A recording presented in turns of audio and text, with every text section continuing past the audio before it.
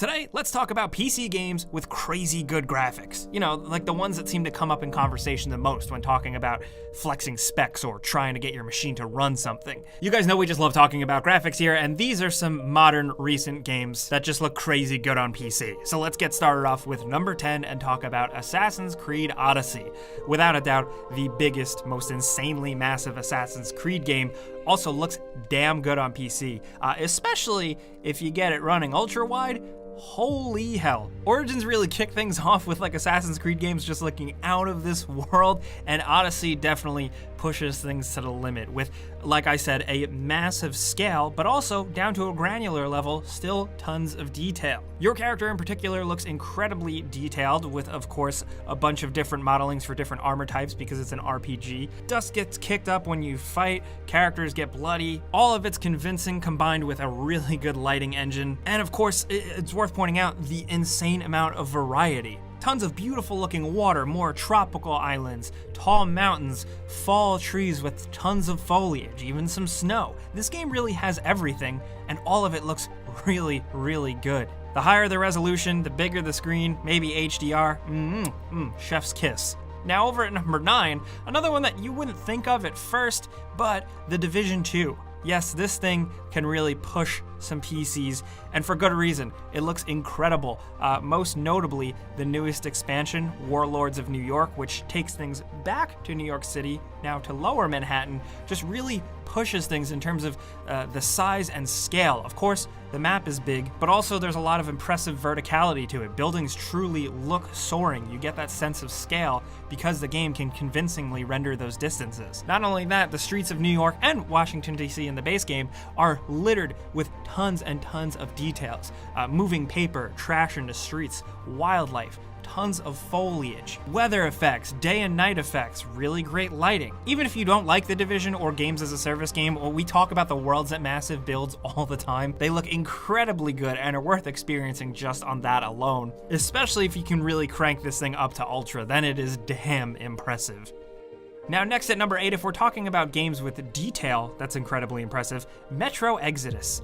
Yeah, man, look at this. Metro Exodus is impressive because, number one, it's the best looking Metro game by far, but it also brings things outdoors into much larger environments. And despite things opening up and embracing some kind of open level design, the game doesn't lose its identity and its detail in making just everything around you feel really convincing, like really feel like a ravaged wasteland. It shows in a variety too, like the desert levels look pretty good with some cool sandstorm effects, but then there's also that like end of winter melting kind of muddy, snowy areas. Then there's more wooded areas, which is a first for the series. And of course, the destroyed city landscapes covered in snow, kind of like an iconic look for the series. Looks better than ever in this game. But of course, when you're down in those tunnels, when you're doing those spooky things, the lighting system is really working overtime to make it look convincing and also spook you a little bit. This game is richly detailed to the point where, like, looking at it, just a screenshot of it, there's so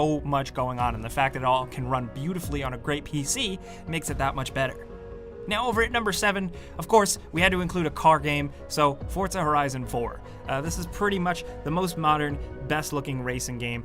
There's a lot of competition, but we just personally like the way this looks for the variety, the detail, the color, and also it's just straight up good fun too. Forza Horizon 4 also looks really great because it like kind of recreates an open world English countryside for you to just drive around and explore through, and there's incredible draw distances and tons of detailed little villages that all can go by at super high speeds, and when the game can keep up with it and when your machine can keep up with it, it's super impressive, down to the reflections on the cars themselves, because of course they're the star of the show, the way dirt and mud gets flung up, and just the general variety of different vehicle types and environment types like snow and foliage and the change in time of day and the seasons. There's so much work and overtime here to really impress your eyeballs. Like, yeah, it's looking great on consoles and it's definitely a showcase, but on PC, whoo!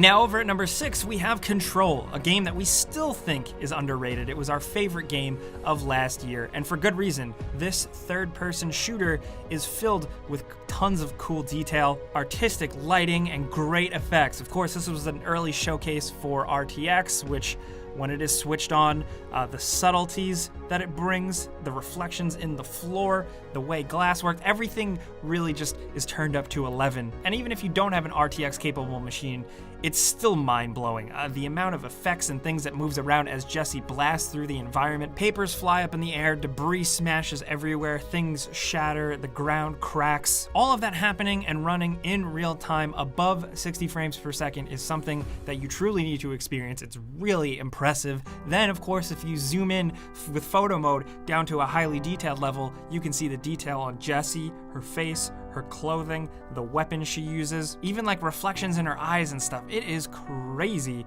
and it's great. Now next over at number 5, we have Battlefield 5. We figured we'd talk about the most recent Battlefield game because they've always been great showcases for graphicalness. Does that make sense? You know what I mean?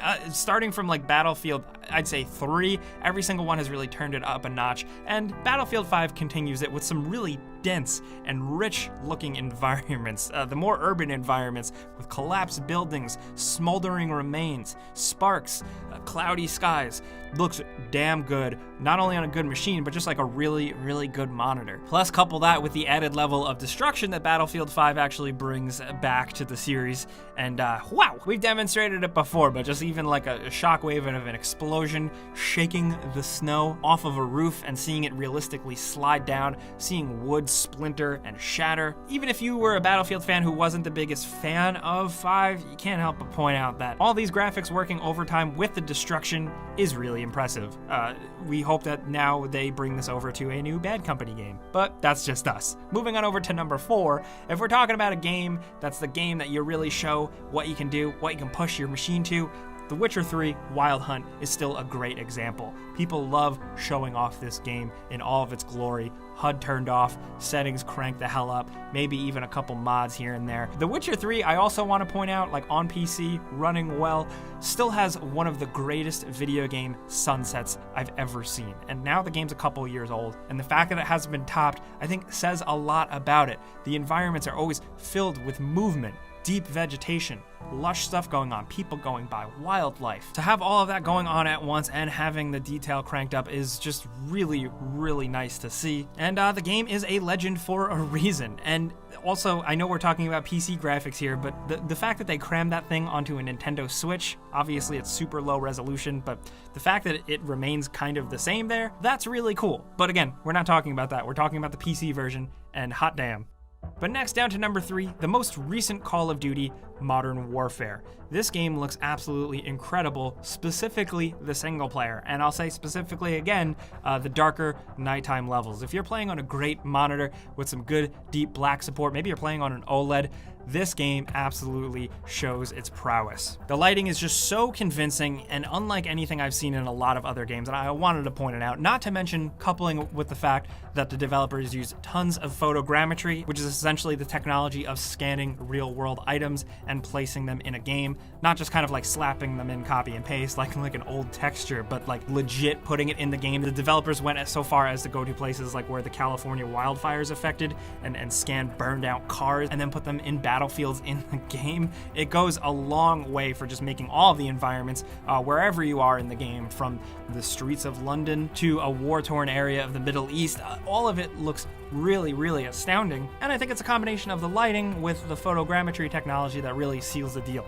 Plus, characters also look incredibly realistic. Captain Price seems like a real man, like not like a cartoon mustache dude. That looks like a real dude that will be out there somewhere. And he is portrayed by an actor, so it makes sense. But yes, this game looks incredible, especially because it's got that regular Call of Duty refinement where it just runs as smooth as butter. If you got a machine and you can crank this thing up, it screams, for real. Now down to number 2, if we're talking about things screaming, Doom Eternal.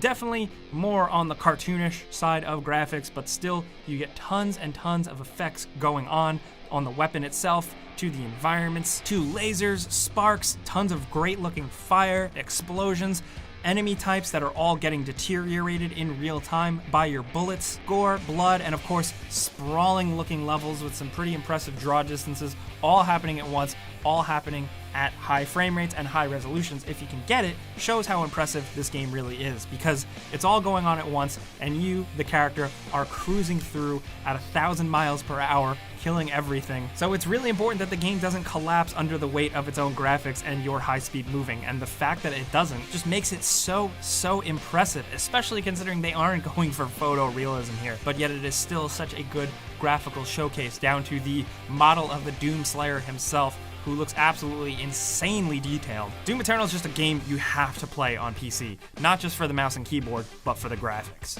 Now down to number 1, of course, you know we were gonna mention it, Red Dead Redemption 2. I think the wait for this thing to come to PC was absolutely worth it, especially since it's been, once again, updated recently with even better textures. This thing is incredible.